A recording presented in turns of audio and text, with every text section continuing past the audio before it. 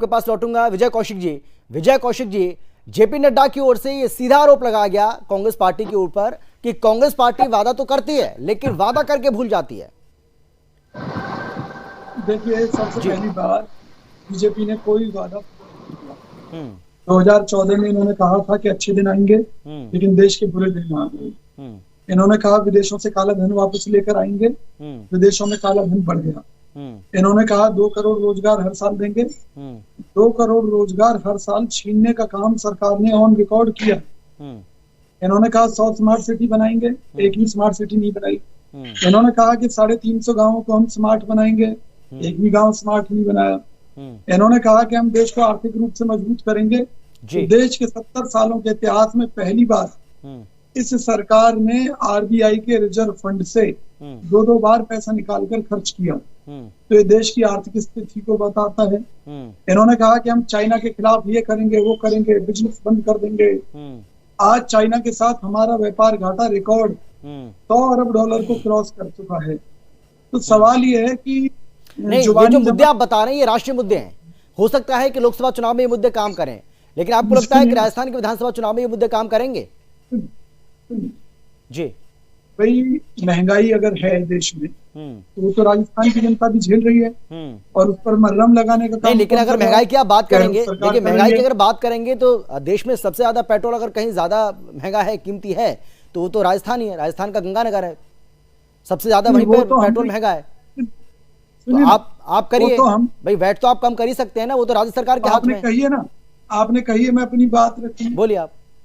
देखिए, हमने इस सरकार को राष्ट्रीय स्तर पर बेनकाब करने के लिए राज्य के जो कर हैं उनमें छूट नहीं दी है, क्योंकि हम सरकार का काला चेहरा ये बताना चाहते थे कि भी जो सरकार एक देश और एक टैक्स व्यवस्था की बात करती है, उसने पेट्रोल डीजल को इस व्यवस्था से बाहर निकालकर, जीएसटी से बाहर निकालकर देश की जनता को लूटने का काम किया है। तो ये हमारा एक राजनीतिक नजरिया है कि इस सरकार को जनता के बीच में बेनकाब किया जाए।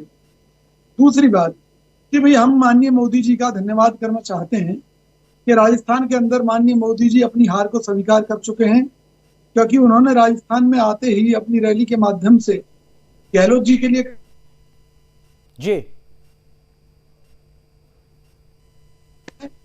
इस तरह से कहकर उनके कहने का अर्थ ये था कि उन्हें बीजेपी भी जिताएगी और राजस्थान की जनता भी उन्हीं को जिता रही है। तौर पर हमें बधाई दी है, वो उन्होंने राजस्थान के हालात को देखते हुए बधाई दी है। हम उनकी बधाई को स्वीकार करते हैं और हम ये मानते हैं कि राजस्थान में गहलोत सरकार अच्छे काम कर रही है और उन कार्यों के दम पर हम निश्चित तौर से दोबारा सत्ता में आएंगे। क्योंकि कांग्रेस पार्टी तो बार बार कहती है कि हमारा जो ये गठबंधन बना है ये लोकसभा चुनाव के लिए बना है, ये राष्ट्रीय स्तर पर बना है। राज्य के स्तर पर कहीं भी ऐसी कोई स्थिति क्या कांग्रेस पार्टी उसको स्वीकार करेगी?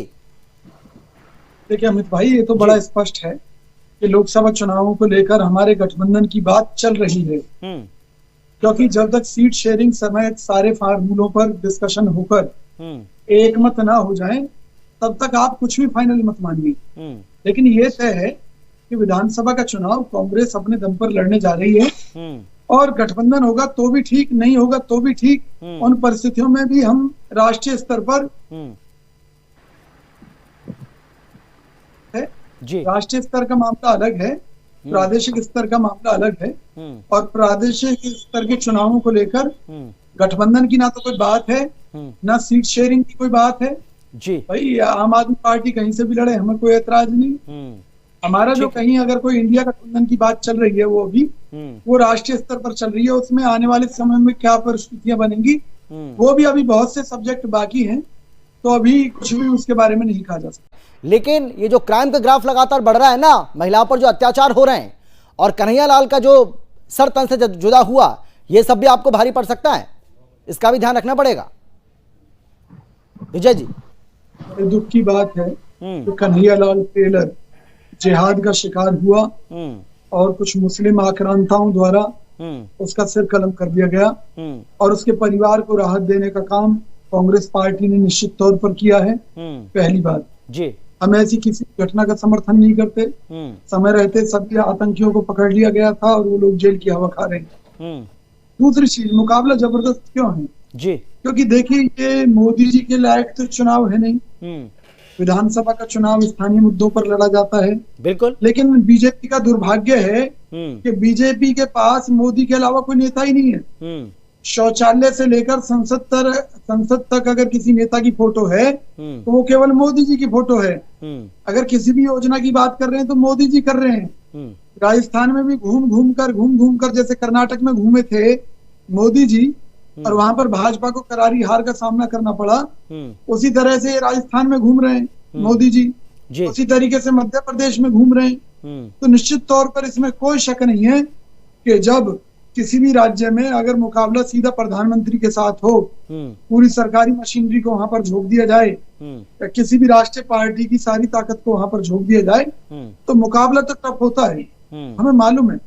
लेकिन जो मोदी जी ने राष्ट्रीय स्तर पर जनता को छलने का काम किया, धोखा देने का काम किया, महंगाई के माध्यम से, बेरोजगारी के माध्यम से लोगों के जनजीवन को बड़ा ही असुरक्षित और डरावना बना दिया, उसका खामियाजा मोदी जी को राजस्थान चुनाव में भी भुगतना पड़ेगा। मैं मानता हूं हमारी सरकार है, हमारी कुछ कमियां हैं, लेकिन फिर भी गहलोत जी ने जितना बेहतर किया है वो अपने आप में एक रिकॉर्ड है। उन कामों के बूते पर हमें पूरी उम्मीद है कि हमारी सरकार दोबारा आएगी।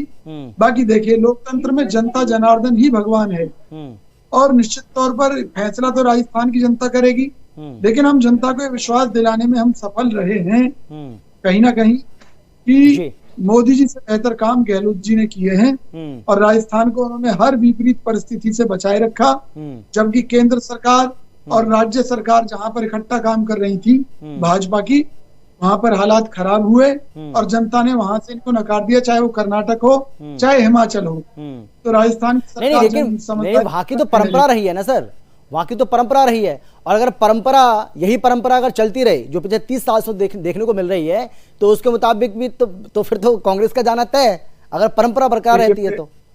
मेरी बात सुनिए, कोई भी परंपरा बनती है टूटने के लिए बनती है। देश दुनिया में कोई ऐसी परंपरा नहीं बनी कि जो ना टूटी। आप उत्तराखंड का देख लीजिए, वहां हमारी सरकार रही और वहां हर बार रिपीट होती, लेकिन इस बार हम चूक गए। तो ये सब पब्लिक, आज देखिए, आज सूचना प्रौद्योगिकी का दौर है और आम जनता की अगर थाली में रोटी नहीं है और आप ये कह रहे हैं कि हमने इस देश को 5वीं बड़ी अर्थव्यवस्था बना दिया, 6वीं बना दिया, 7वीं बना दिया और आम आदमी की थाली में रोटी है नहीं, तो वो तो गाली देगा मोदी जी को, वो तो नहीं मानेगा किसी भी आंकड़े को। तो कोई भी आंकड़ा आम आदमी की थाली से, आम आदमी के कपड़ों से, आम आदमी के रहन सहन से, आम आदमी के घर से शुरू होता है। अगर मान लीजिए आपने लोगों की रोटी छीन ली और टॉयलेट बना दिया, अरे भाई जब पेट में कुछ नहीं जाएगा तो फ्रेश होके क्या करेगा आदमी, कहाँ से फ्रेश होगा। तो ये जो मोदी सरकार की दोहरी नीतियां हैं उनका लाभ हमें मिल रहा है, जनता इनके जुमलों को पहचान चुकी है और हमें पूरी उम्मीद है जीत सच्चाई की होगी, धर्म की होगी, सत्यमेव जयते।